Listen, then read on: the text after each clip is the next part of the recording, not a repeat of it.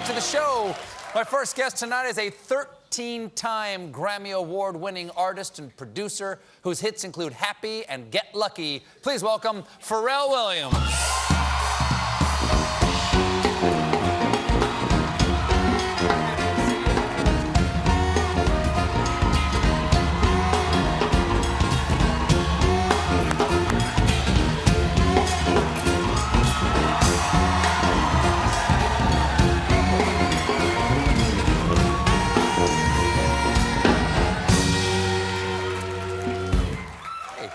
Nice to have you on. Thank you. Thanks for having me.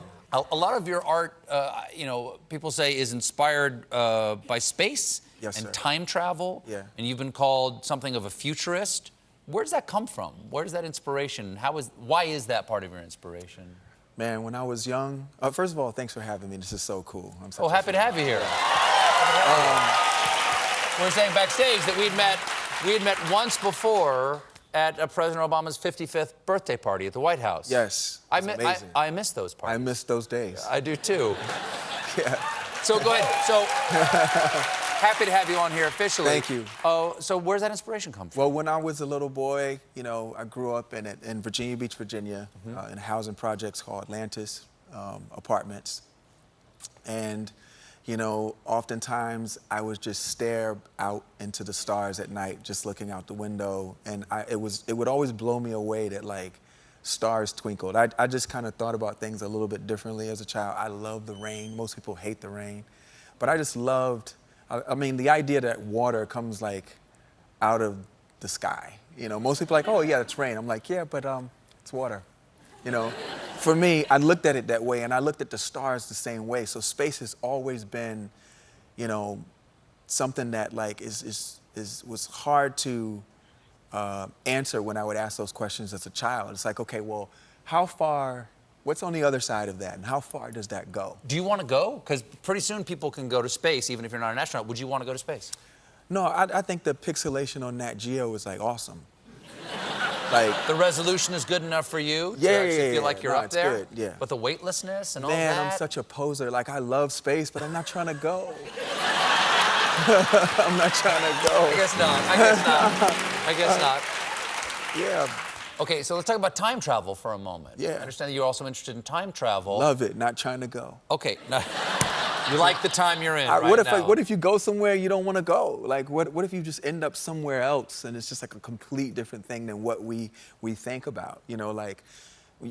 Time travel is a very interesting concept, and we know that it's possible. It's just that we live in the third dimension, right? Do we know that it's possible? I'm not sure if we know that it's possible. My understanding is that the arrow of time, could go in either direction, but how would we actually go? Okay, so here's the thing. Time and space are interlocked, right? Neil Neil deGrasse Tyson, don't judge me, all right? Yes. You cannot keep him from judging you. I know, man. The tweet is going to go out tonight. By the way, Pharrell. Yes. But, okay, do you believe that there are two dimensions? I don't know if there. I understand the idea of two dimensions. There's multiple dimensions, line, right? We plane. live in the third dimension. Sure, yeah. Right? So, the thing is because we're trapped in the third dimension, there is a future, there is a past, and we can only really perceive the present. 2 minutes ago hasn't happened yet, and 2 minutes from now are gone, and you can't tell me where they are. They're just gone. The closest you can get to those things are just looking at remnants of the past, or things like music, which take you back through memory. Well, that's true. I believe in that. I believe that there's some music that takes me exactly back to a spot, a place, and time. What takes you back? What's a time travel song that you hear and you go, okay, I'm there? Oh, Earth, Wind, and Fire, Can't Hide Love. That's one of the ones.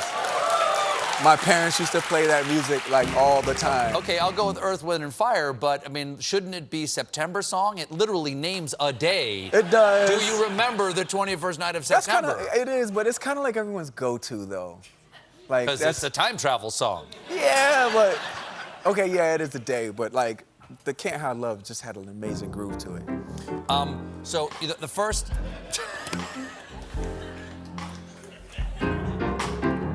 He's so good. Sure. John is so good. He's so good. Hey. Yeah. I met him through our brother JR, by the way. Oh, yeah. The artist JR. The artist JR, sure, Yeah, sure.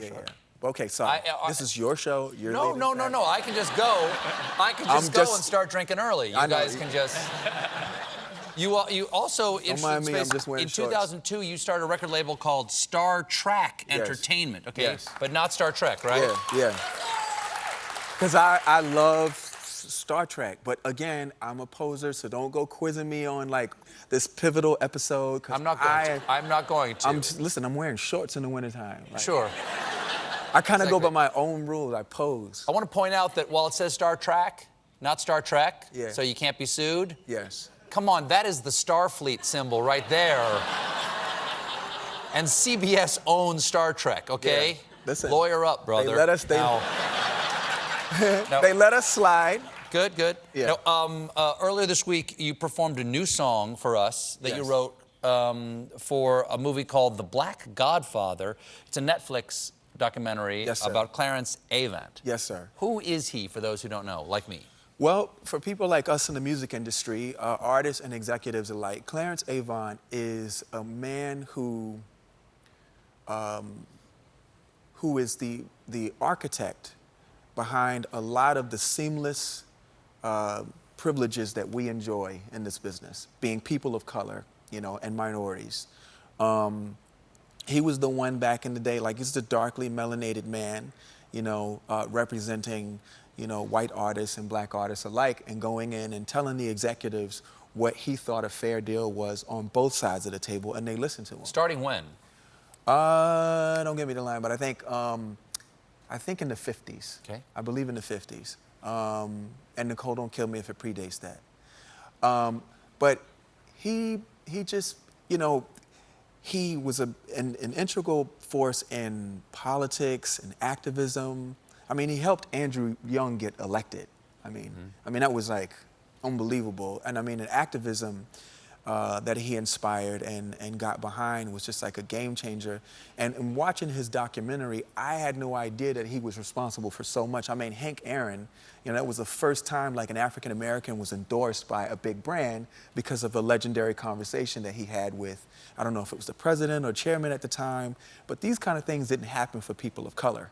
This was a time in an era where like the contracts were much more like graphic labyrinths than they were really contracts, and people were getting Cadillacs for, making music and no money, or they were getting drugs, like instead of like the payment, or, they write a song and then all of a sudden, they get like some jewelry or something or a house or something, and someone else's name would end up on the publishing contract. Like this was the time where like these kinds of changes that he was making and influencing during those times, it just wasn't happening. He's a literal legend. Like, please, if you have not seen The Black Godfather, you guys have to go. It's on Netflix. It was called The Black Godfather, or is called The Black Godfather, because he's still with us, right? Yes, he's with us. Because he also now. gave great advice to a lot of people, even if he wasn't representing them. Yes. Quincy Jones, as you said, Hank Aaron, Barack Obama. Yes. What's the best advice you have heard him give? Oh man, he's so cool and slick with it. He was like, man, problems. I don't have problems. I have friends. And I was like, wow, that's really, it's smart. Like you want friends in these rooms, because those, it wasn't always nice. Some people had like good contractual like experiences, but most of us, it was very hard. And so, a person like myself, I own my publishing, I own my masters. This is because of a man like this that set those precedents very early in the music industry. For executives as well. For executives, not just for the artists. Oh, across the board. Black, white, not just us, but black, white, like across, the spectrum of what they call minority. I still don't get how women are minorities, but look, Because they're 51% of the population. I mean, yeah, they only, like the human race comes through the conduit of a woman's body. I don't understand that math, but, but minorities, nonetheless. I can't wait to find out how babies are made. Yeah. Well, Pharrell, thank you so much for being here. Good to see you again. Thank you. The Black Godfather is on Netflix now. Pharrell Williams, everybody. We'll be right back with Rick and Morty's Chris Parnell.